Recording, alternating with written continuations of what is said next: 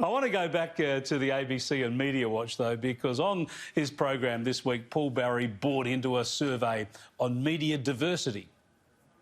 And it comes from a landmark new report from Media Diversity Australia, backed by 3 Sydney universities, which asks the simple question, who gets to tell Australian stories?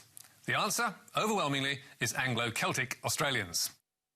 OK, here we go again. It's identity politics.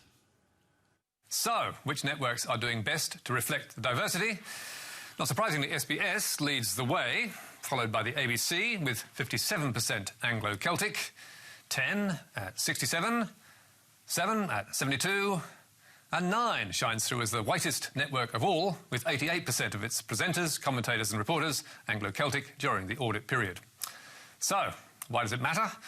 Well, for a start, Australians surely all have a right to see themselves on TV.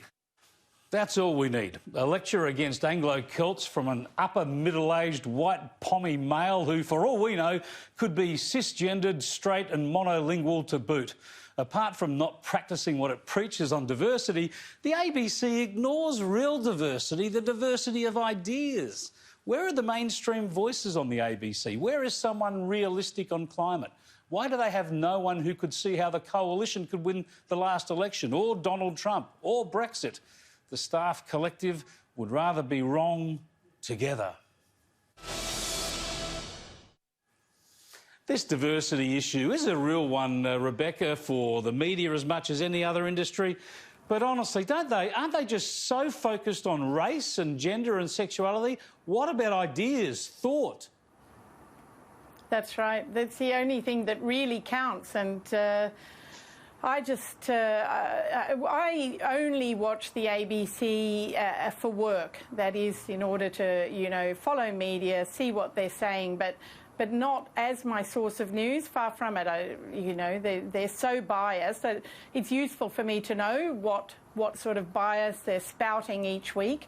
And so I do, but it's not a pleasure. I find it, they're absolutely right. We have a right, the taxpayers have a right to turn on the national broadcaster and see our views and our interests and our ideas debated and discussed and examined. And the clash of ideas is always valuable. That's how you work out whether an idea is good or bad, by hearing what other people think is wrong with it. But will you get that at the ABC? Dream on. Justin, Emma Alberici has left the ABC today after a long-standing contest. If they're really worried about diversity at the ABC, some of these lifers ought to move on, or at least not have their kids and partners employed at the ABC. That way they could get some diversity.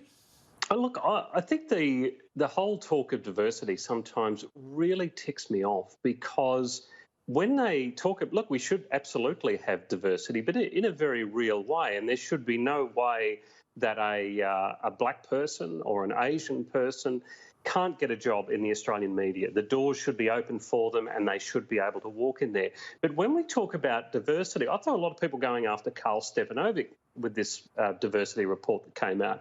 So, OK, you just grab a white guy, middle-aged white guy, and you pick on him. But there is diversity in people. I mean, you have a look. Chris, you and I, for example, I would consider us to be friends, and we are both white males of a similar age, but we agree on hardly anything. And I mean, and we are just totally, including football, but we are just totally different people. I mean, you've got people who have suffered life-threatening illnesses. You've got people that maybe come from broken homes. You've got people that come from the country, There's people so much that come diversity. from the city.